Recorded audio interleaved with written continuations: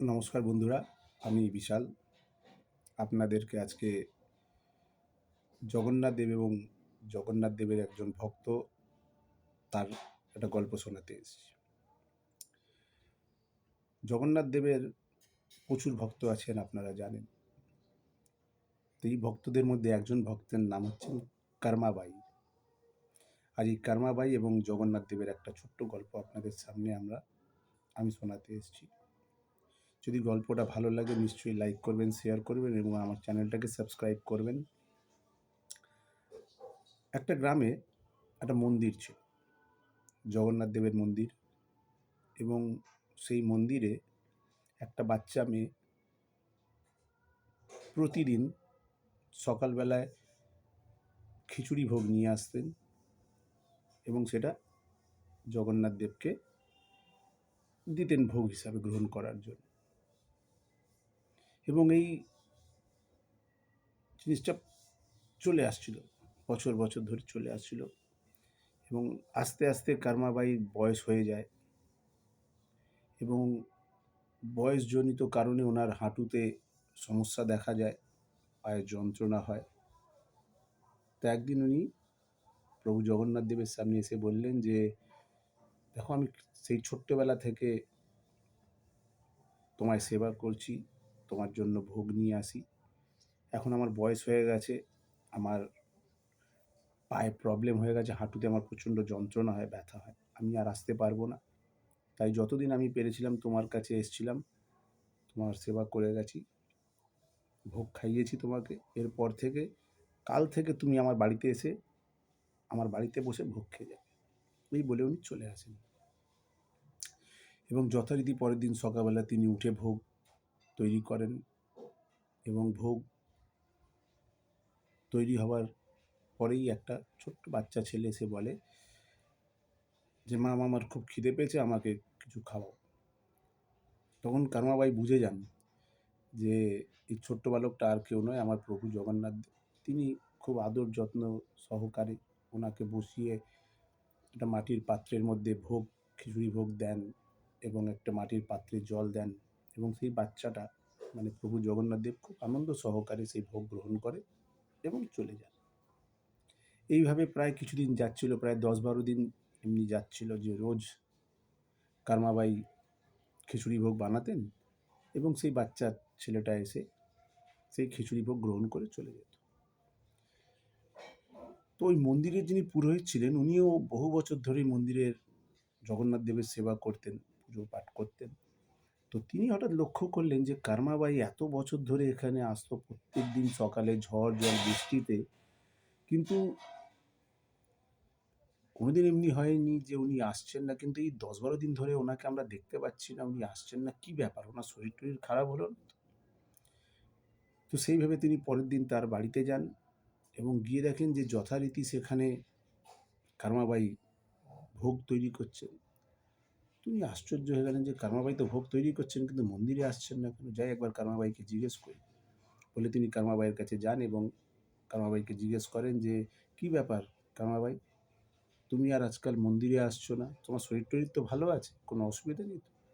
তখন কর্মাবাই বলেন যে, না, আমার শরীর ভালো আছে, কিন্তু বয়সের কারণে আমার হাঁটুতে আজকাল প্রচণ্ড ব্যথা থাকে, তাই আমি আর মন্দিরে যেতে পারি না।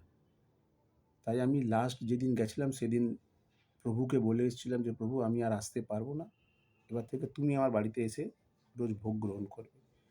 তাই আমি রোজ ভোরবেলা ঘুম থেকে উঠে প্রভুর জন্য ভোগ তৈরি করি এবং প্রভু এসে এখানে ভোগ খেয়ে যান। এই কথা শুনে সেই বয়স্ক ব্রাহ্মণ, উনি একটু ব্যঙ্গর ছলে বা হাসি করেই হয়তো ব্যাপারটা বিশ্বাস করেননি এবং কর্মাবাইকে বললাম, হ্যাঁ সত্যি। উনি বললেন, হ্যাঁ সত্যিই তোমার কাছে প্রভু আসেন। আচ্ছা, কীভাবে তুমি ভোগ দাও ওনাকে? এই তো তোমাকে দেখে তো মনে হচ্ছে যে তুমি চান টানও করোনি, কিছু না। বলছে, হ্যাঁ, আমি চান টান তো এখনও করি, স্নান করিনি। তো বলছে, শোনো, এইভাবে প্রভুকে ভোগ দেওয়া যায় না। তুমি ঘুম থেকে ভোরবেলা উঠবে, উঠে চান টান করে প্রভুর পুজো টুজো করে তারপর পরিষ্কার পরিচ্ছন্ন কাপড়ে ভোগ তৈরি করে তারপর ভগবানকে দেবে, বুঝেছ?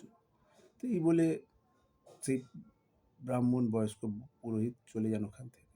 এবার কর্মাবাই ভাবেন যে সত্যি কথা তো।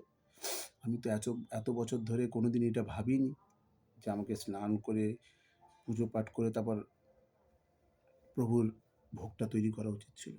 তাই পরের দিন তিনি ঘুম থেকে উঠে যথারীতি সেই ব্রাহ্মণের কথা শুনে উনি গিয়ে স্নান করেন, করে পুজো টুজো করে তারপর ভোগটা তৈরি করতে বসেন।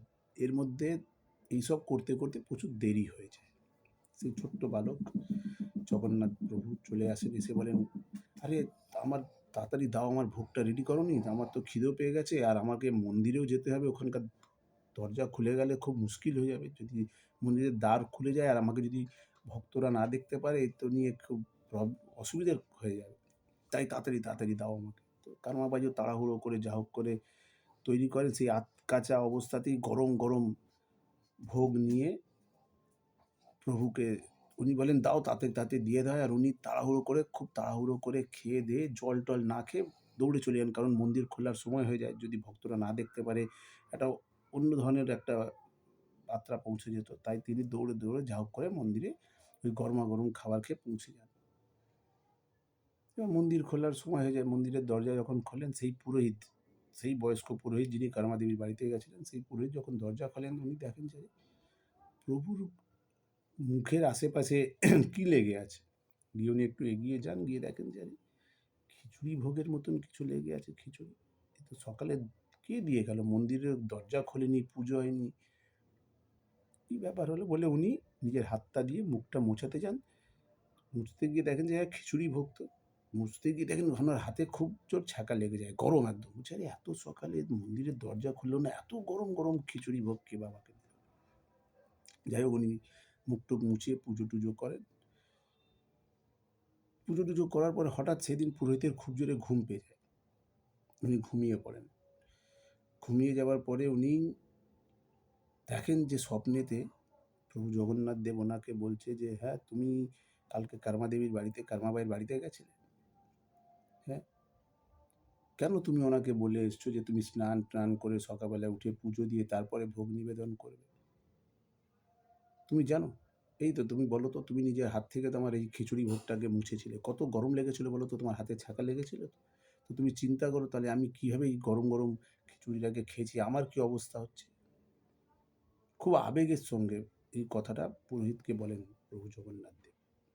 পুরোহিত হাওয়াও করে কাঁদতে থাকেন। উনি দৌড়ে যান কারমাবাইয়ের বাড়িতে এবং কারমাবাইকে বলেন যে, কারমাবাই আমার ভুল হয়ে গেছে, আমাকে ক্ষমা করে দাও।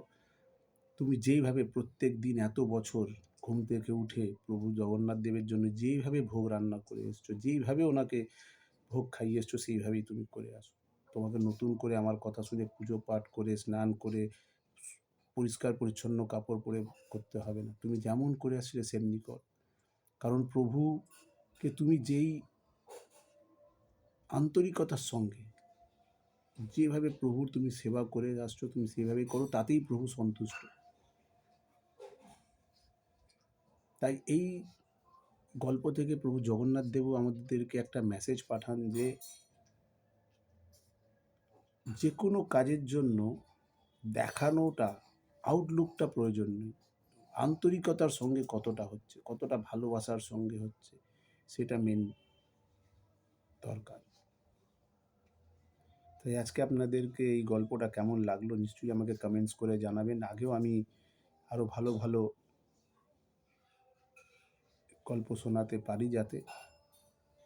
তাই আপনাদের কাছে আমার অনুরোধ হাত জোর করে যে আমার চ্যানেলটাকে লাইক করুন, সাবস্ক্রাইব করুন এবং অতি অবশ্যই কমেন্টস করে জানাবেন যে আমার এই গল্পটা কেমন লাগলো, যাতে আগামী দিনে আমি আরও ভালো ভালো গল্প আপনাদেরকে বলতে পারি। নমস্কার।